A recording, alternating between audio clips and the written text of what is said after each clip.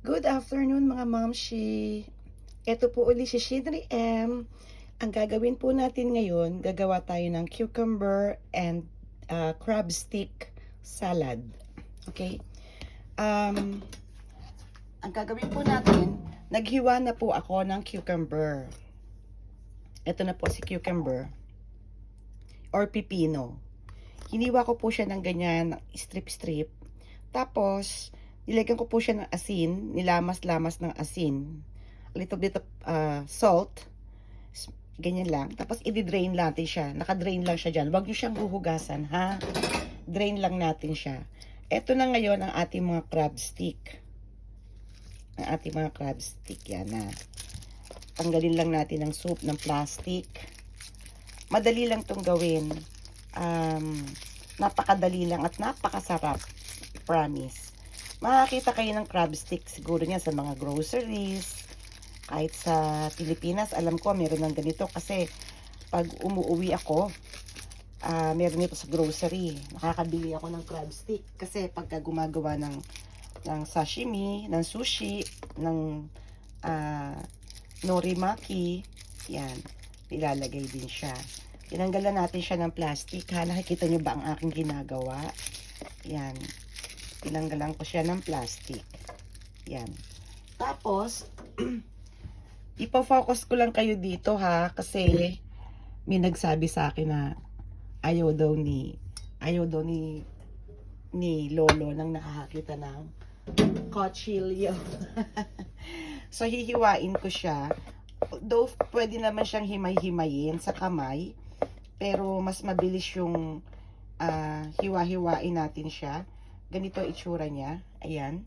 Parang pareho din sa pipino na ginawa natin. Ayan. Hiwa-hiwain lang natin siya ng ganyan. Pahaba din. Kung gaano siyang kahaba. Kasi mamaya, pag minix natin siya sa pipino, ano din yan, magkakahiwa-hiwalay din siya. Yan. Ayan siya.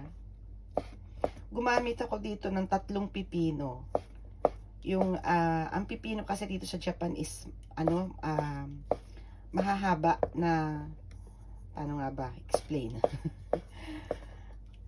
Kasi sa Pilipinas, matataba, diba? Pagka ganun ang gagamitin ninyo, pwede naman siguro, kaya lang tanggalin nyo ho yung buto.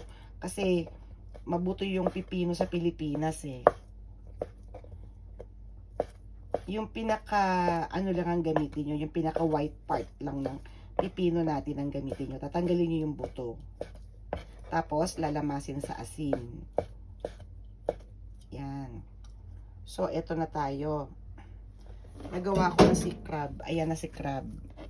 Yan, ha? Yan.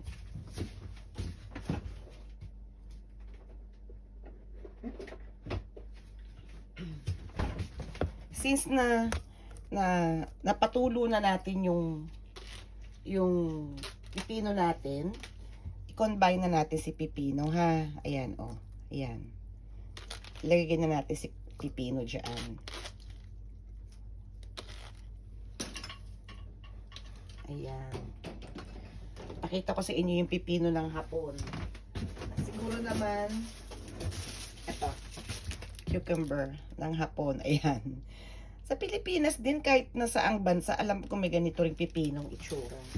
So, ayan siya.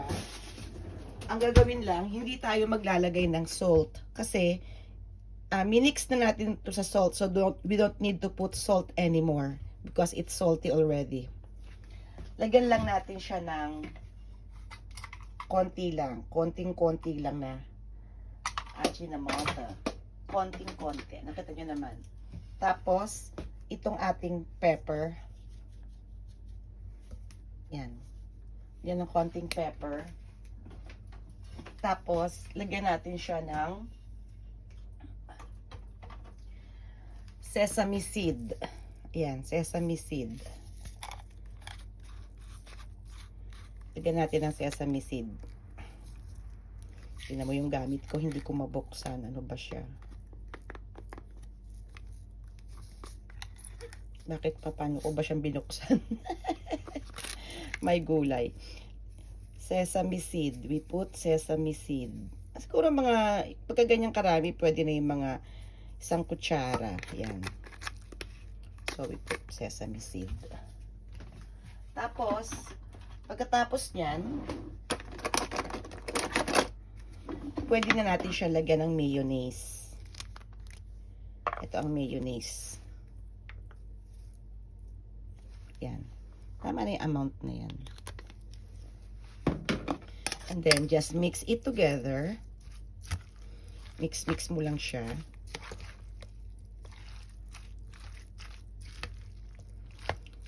Yan. Ganyan lang ang paggawa ng cucumber with crab stick salad. Oh, di ba? Oh, ayan na. Yumminess na siya. Ayan. Diba? Pareho sila ng proportion yung hiwa nung pipino, nung cucumber, at saka nung crab stick. Okay. Yan. So, ayan na siya. Don't put salt anymore, ha? Because yung nilagyan nyo na ng salt kanina yung cucumber. Yan. So, that's it. That is your cucumber and crab stick salad. Okay, mga mamshi? Happy cooking! See you again. This is Shinri M. Bye. Ayan ako, ano ba yan? Bye!